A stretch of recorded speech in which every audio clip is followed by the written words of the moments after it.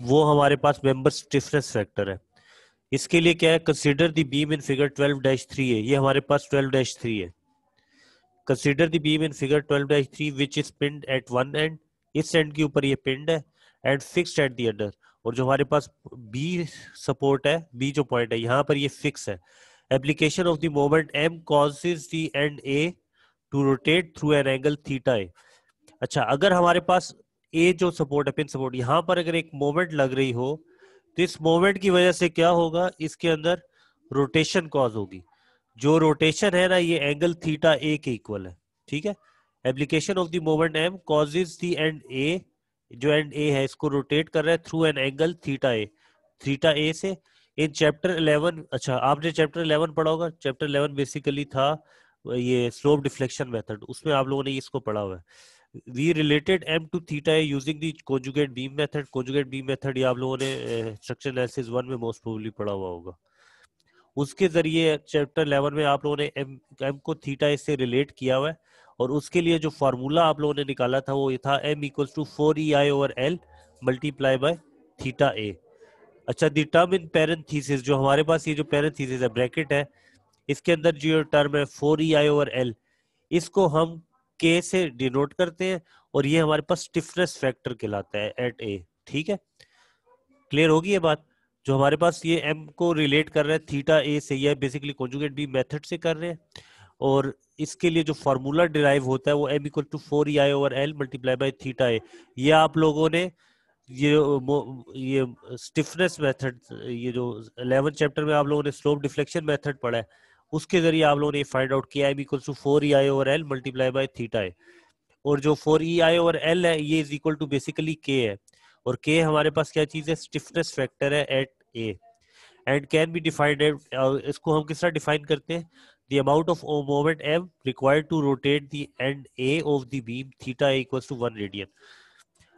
इतनी मोमेंट हमारे पास ए पॉइंट के ऊपर लगे कि वो इस बीम को कितना रोटेट कराए, 1 रेडियन रोटेट कराए, तो ये हमारे पास बेसिकली क्या होगा, स्टिफनेस फैक्टर के की वैल्यू आएगी।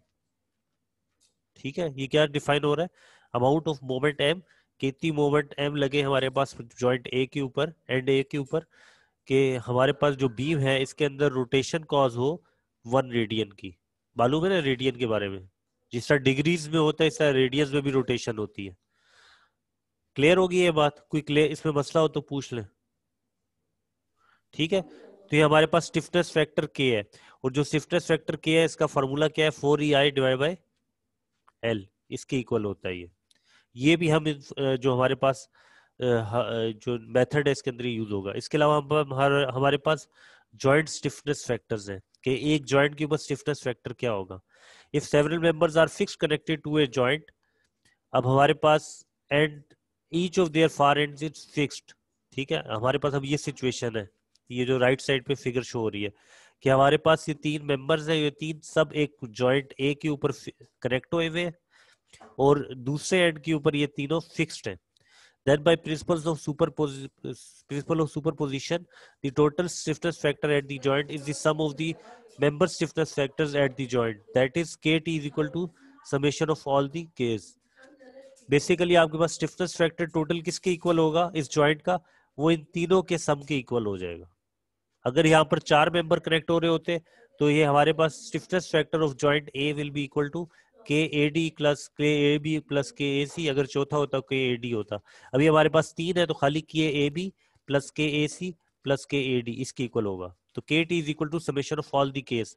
For example consider the frame joint A in figure 12-4 A, इसकी बात कर रहा है। The numerical value for each stiffness member stiffness factor is determined from equation 12.1। ठीक है, 12.1 इक्वेशन कौन सी है, इससे इसकी बात कर रहा है। कहता है इधर से हमने वैल्यूज फाइंड आउट की, ये ऑलरेडी गिवन है, कितनी है, के ए डी इक्वल्स टू 1000, के ए बी इक्वल्स टू 4000, के ए सी equals to 5000। The number value for each member stiffness factor is determined from equation 12-1 and listed in the figure. Using these values, the total stiffness factor of joint A is equal to, इस KT is equal to summation of all the Ks। इन तीनों को आप add कर लो, 4000 plus 1000 plus 5000, ये equal to कितना हो जाएगा, 10000 होगा।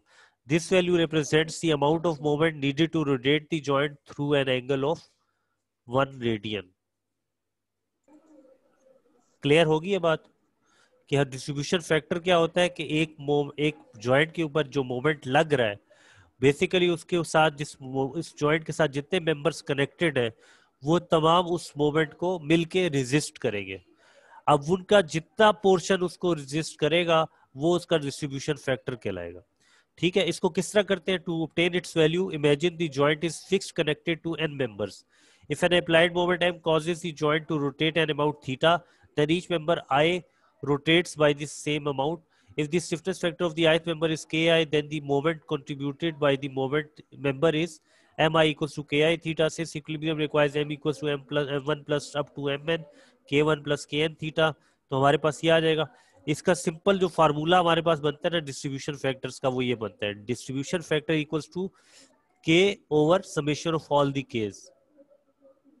ठीक है, जिस मेंबर का आपको डिस्ट्रीब्यूशन फैक्टर चाहिए क्या करेंगे, उस मेंबर की के की वैल्यू उसको डिवाइड कर दें जितने मेंबर्स वहां पे कनेक्ट हो रहे हैं उस सब का जो सम आपने किया हुआ है उसके साथ, तो ये आपके पास आ जाएगा डिस्ट्रीब्यूशन फैक्टर। ठीक है, आसान इसका फॉर्मूला यूं आ रहा है कि इन सबको आपने के आई थीटा ओवर, बेसिकली मोमेंट क्या था, के थीटा था ना, मोमेंट की ये फार्मूला है ना, 4 over L multiply by theta A, ये फार्मूला है ना। इसमें ये वाली जो टर्मिनोलॉजी है 4 ओवर एल, ये बेसिकली के इक्वल है, तो हमारे पास एम इक्वल टू के थीटा बनता है। तो हर मेंबर का इंडिविजुअल के थीटा होगा, उसके बाद जो टोटल मोमेंट है उसके साथ उन सब का सम करके के की सम करके मल्टीप्लाई बाय थीटा कर दें। इसको जब आप सॉल्व करते हो आपके पास आता है ये वाला formula, distribution factor is equal to K of individual member divided by summation of all the K's, यानी stiffness factors। ठीक है,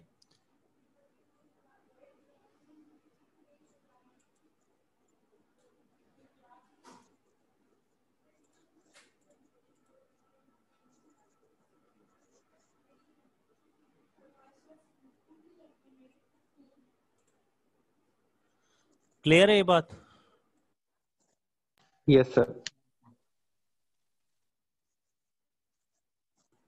तो डिस्ट्रीब्यूशन फैक्टर हमारे पास क्या आ गया, individual member divided by summation of all the stiffness.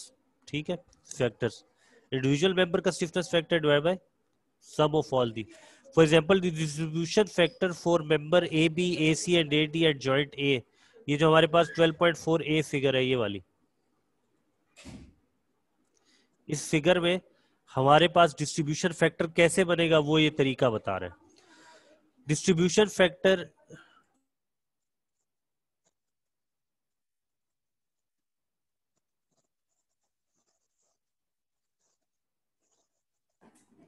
आवाज आ रही है आप लोगों को?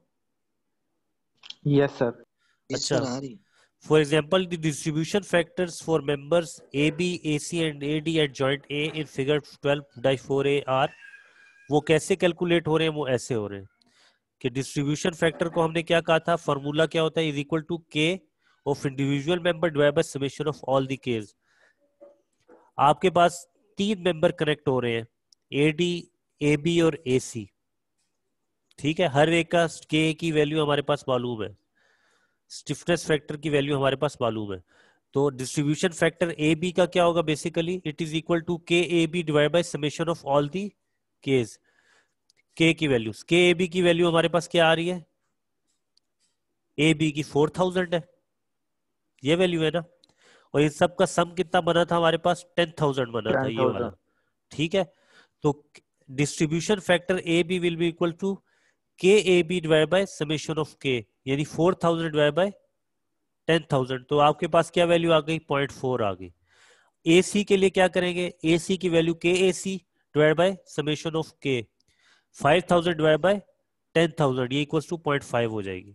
ठीक हो गया, और ए डी के लिए 1000 वैल्यू थी डिवाइड बाय टोटल वैल्यू 10,000 है, तो आपके पास आ जाएगा 1000 डिवाइड बाय 10,000, 10,000 इक्वल टू 0.1। तो हमारे पास ये डिस्ट्रीब्यूशन फैक्टर्स आ गए ए बी ए सी और ए डी के, 0.4, 0.5 और 0.1। यहां तक कोई डाउट है तो पूछ ले।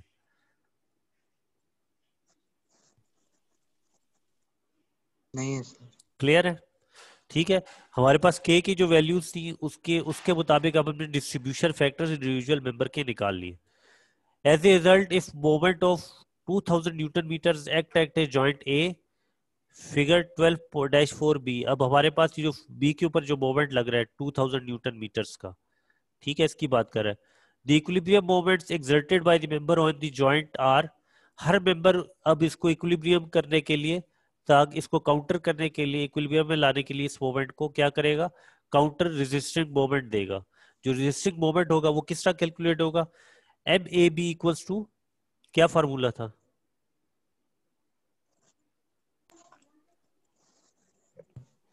के थीटा। एम की वैल्यू के थीटा की इक्वल होती थी। तो हमारे पास बेसिकली क्या होगा, इस मोमेंट को रेजिस्ट करने के लिए हर मेंबर रेजिस्ट करने के लिए मोमेंट को अपना कंट्रीब्यूशन करेगा। वो कंट्रीब्यूशन हम किसके मुताबिक करते हैं, इसके डिस्ट्रीब्यूशन फैक्टर के मुताबिक करते हैं, वो जो हमने के की वैल्यू से निकाले थे। वो हमारे पास ए बी का 0.4 आया था, ए सी का 0.5 आया था, ए डी का 0.1 आया था। तो मोमेंट ए बी का निकालने के लिए क्या करेंगे, इसके डिस्ट्रीब्यूशन फैक्टर को टोटल मोमेंट से मल्टीप्लाई कर देंगे। टोटल मोमेंट 2000 न्यूटन मीटर है, उसके साथ इस डिस्ट्रीब्यूशन फैक्टर 0.4 को मल्टीप्लाई किया तो हमारे पास इसकी वैल्यू आ गई, यानी 800 न्यूटन मीटर। और ए सी की वैल्यू 0.5 थी, इसके साथ इस मोमेंट को मल्टीप्लाई किया यानी 1000 न्यूटन मीटर्स। और जो हमारे पास ए डी है उसकी वैल्यू 0.1 थी, उसके साथ ये मोमेंट मल्टीप्लाई किया तो आपके हमारे पास आ गए 200 न्यूटन मीटर्स। तो यानी हमारे पास क्या चीज आई कि हमारे पास जो ये इंडिविजुअल मेंबर्स हैं वो इस 2000 न्यूटन को कैसे रेजिस्ट कर रहे हैं, कि ए बी जो है वो 800 न्यूटन मीटर रेजिस्ट कर रहा है, ए सी जो है वो 1000 न्यूटन मीटर रेजिस्ट कर रहा है, और ए टी जो है वो 2000 न्यूटन मीटर रेजिस्ट कर रहा है। और इसको इस लोगों ने क्या किया, ये बेसिकली ये मेंबर ए सी है, ये ए डी है और ये ए बी है ना, तो 800 कर रहा है इसमें, इसको ये हमारे पास इस तरह लग रहा था, ये काउंटर क्लॉकवाइज लग रहा है ना मोमेंट। तो जो रेजिस्टेंट मोमेंट, रेजिस्टिंग मोमेंट होगा वो इसका ऑपोजिट साइड पे होगा, यानी ये 800 न्यूटन मीटर क्लॉकवाइज लगेगा ए बी। और ए सी बेसिकली 1000 न्यूटन मीटर निकला था हमारा, तो ये भी क्लॉकवाइज रोटेट कराएगा 1000 न्यूटन मीटर्स। और जो हमारे पास एडी है वो 200 न्यूटन मीटर्स निकला था क्लॉकवाइज, तो ये भी इसको इस तरह क्लॉकवाइज रोटेट कराएगा। यहां तक कोई डाउट हो तो पूछ ले। सर ये फिर डिस्ट्रीब्यूशन फैक्टर तो ये होगा ना जो M A P M A C और एम ए डी आए हैं, क्योंकि हमने डेफिनेशन में पढ़ा ये था कि डिस्ट्रीब्यूशन उसको मोमेंट रेजिस्ट है, करते हैं। डिस्ट्रीब्यूशन जी। मोमेंट होगा ये, तो ये ओके रेजिस्टिंग सर। मोमेंट होगा। एम ए बी जो है ना, ये रेजिस्टिंग मोमेंट है। जो डीएफ है ये डिस्ट्रीब्यूशन फैक्टर है, ये आपने स्टिफनेस फैक्टर के की वैल्यू से निकाला है। यहाँ तो कोई डाउट है तो पूछ ले।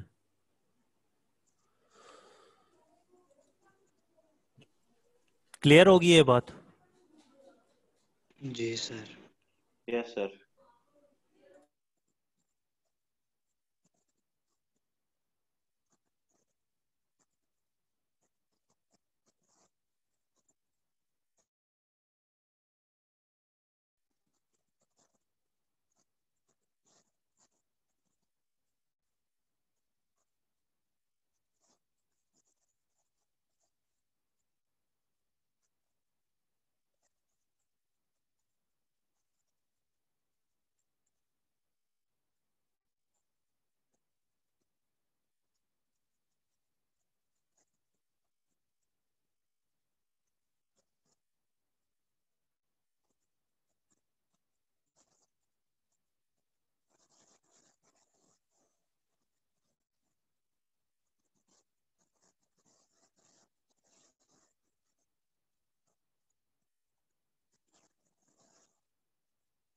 आवाज आ रही है आप लोगों को। जी अभी सर आई आ है रही। सर, इससे पहले नहीं आ रही। अच्छा, नेक्स्ट जो हमारे पास आता है वो कैरी ओवर फैक्टर है। कैरी ओवर फैक्टर बेसिकली क्या है, consider again the beam in figure 12-3, यही जो हमारे पास फिगर है इसके मुताबिक कह रहा है, ये जो बीम है इसको अगर हम कंसिडर करें, it was shown in chapter 11 that M A B equal to 4 I over L theta A, ठीक है, जो हमने इक्वेशन 11.1 में शो हुई हुई है। And M B A is equal to 2 E I over L multiply by theta A. ये आप लोगों ने जब ये 11 चैप्टर में ये पढ़ा होगा, स्लोप डिफ्लेक्शन मेथड, उसके अंदर आपने ये इक्वेशंस बनाई होगी। M A B equals to 4 E I over L multiply by theta A, और M B A equals to 2 E I over L multiply by theta A. ये आपने पढ़ा है या नहीं पढ़ा? हेलो, स्लोप डिफ्लेक्शन मेथड पढ़ा है आप लोगों ने? यस सर, स्लोप डिफ्लेक्शन पड़ा है। ठीक है, उसमें आपके पास एम ए बी की वैल्यू ये आई है और एम बी ए की वैल्यू ये आई है। कहते हैं सॉल्विंग फॉर थीटा ए, जो हमारे पास ये थीटा ए की वैल्यू है इसकी बात कर रहे हैं इसके लिए, और ये जो हमारे पास इक्वेशन 11.2 है ये जो थीटा ए, कहते हैं इसके लिए अगर हम इसे सॉल्व करें और इक्वेशंस को अगर हम इक्वेट करें तो हमारे पास आता है M B A is equal to M A B over 2। ये कैसे आएगा? हाँ जी, कैसे आएगा? हमारे पास M A B is equal to क्या फॉर्मूला है? 4 EI divided by L multiply by theta A. ठीक है, मैं इसको थीटा ए यूं ही लिख रहा हूं। आपके पास ये है ना, M A B equals to 4 EI over L multiply by theta A. अगर हम थीटा ए को इक्वेशन की एक साइड पे रखें,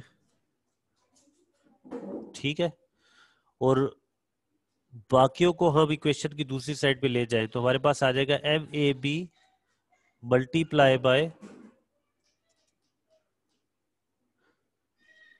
L divided by divided by 4 EI। ये बनेगा, यही बनेगा ना? जी सर।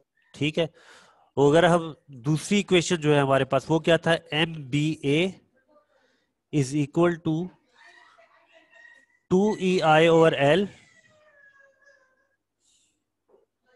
ठीक है, मल्टीप्लाई बाय थीटा ए। ये इक्वेशन थी, सेकंड इक्वेशन ये है ना हमारे पास।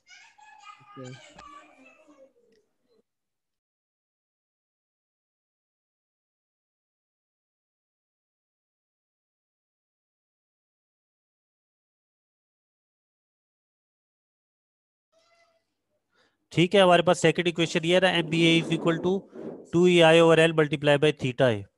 इसमें भी अगर हम थीटा ए को इक्वेशन की एक साइड पे रखें और बाकी को दूसरी साइड पे शिफ्ट कर लें तो हमारे पास क्या आ जाएगा, M B A multiply by L divide by 2 EI। यही आता है। ठीक है, आपके पास ये जो इक्वेशन, इसको मैं कह देता हूं इक्वेशन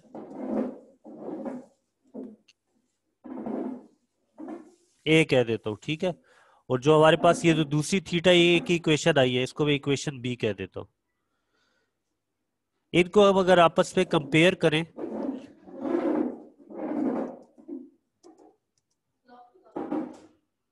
ठीक है, comparing equations A and equation B, अगर हम आपस में इनका कंपैरिजन करें तो हमारे पास आएगा ये, हमारे पास ये इक्वल थीटा ए दोनों में कॉमन है, एक साइड पे आ जाएगा, तो M A B multiply bye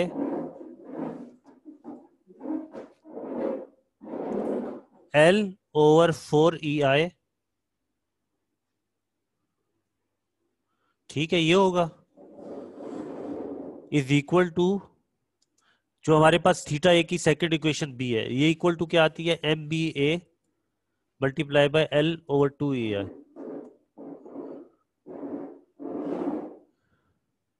ये आ जाएगी इक्वेशन। ठीक है, इनको जब हम आपस में कंपेयर करेंगे तो हमारे पास क्या होगा, एल एल कैंसिल हो जाएगा, ई आई कैंसिल हो जाएगा, तो हमारे पास M A B will be equal to multiply by 1/4 है ना, तो 2 कैंसिल होके हमारे पास आएगा 1/2 is equal to M B A. ये चीज बनेगी, यही बनेगा ना। जी sir. M B A will be equal to half of M A B, ये हो गया। तो यही बात ये यहां पे कर रहे हैं।